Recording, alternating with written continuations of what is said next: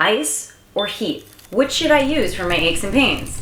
Let's get into it. I'm Dr. Tania Elliott, board certified internal medicine specialist and allergist, and today we're going to explore appropriate uses for ice and heat depending on what your ailment is. Let's start with when to use ice. Cold therapy is great for reducing inflammation and numbing pain. So let's say you've had a recent injury and you just got hurt. Use ice immediately after an injury in 15-minute to 30-minute segments and continue this for the first 24 to 48 hours. If you have swelling, so let's say you've got bad knees and you've been walking around all day and then at the end of the day your knees are really swollen, that's when you want to use ice to reduce the swelling. Another hot tip, make sure that you elevate your legs, but you want to do it so your leg is elevated above the level of your heart.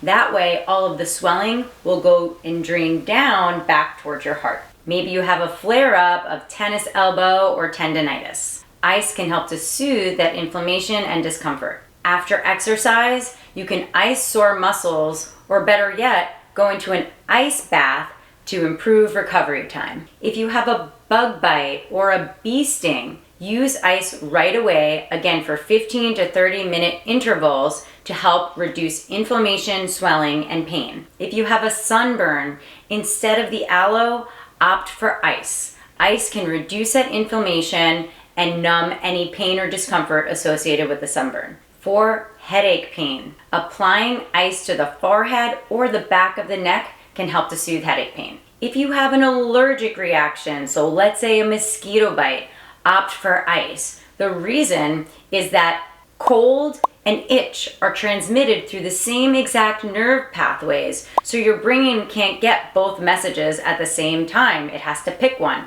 and ice typically wins. That's why you'll experience the cold and numbing and stop experiencing the itch.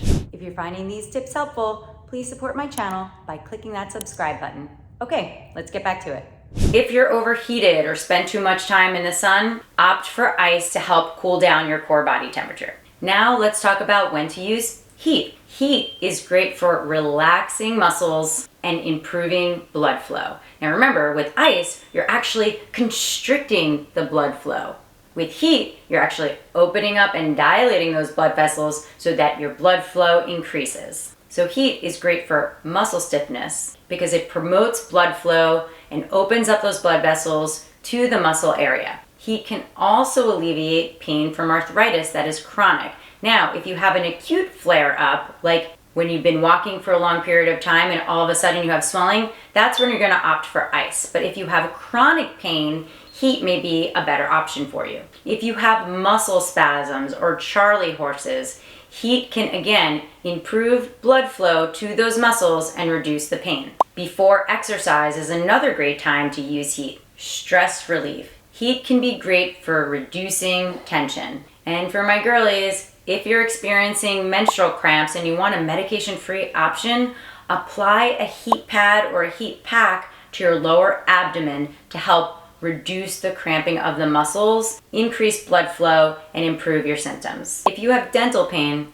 definitely go see your dentist, and in this case you could actually use either heat or ice, whichever one feels better for you, because sometimes the ice helps with numbing, and other times if it's a blood flow issue, the heat may help. To recap, use ice for acute issues, swelling, and inflammation. Use heat for muscle stiffness, cramping, chronic pain, spasms, and stress relief. Next time you're in pain, choose the right therapy and actually feel the difference. So now you know when to choose ice and when to use heat. Thanks for watching. See you in the next video. Oh, don't forget to subscribe to my channel.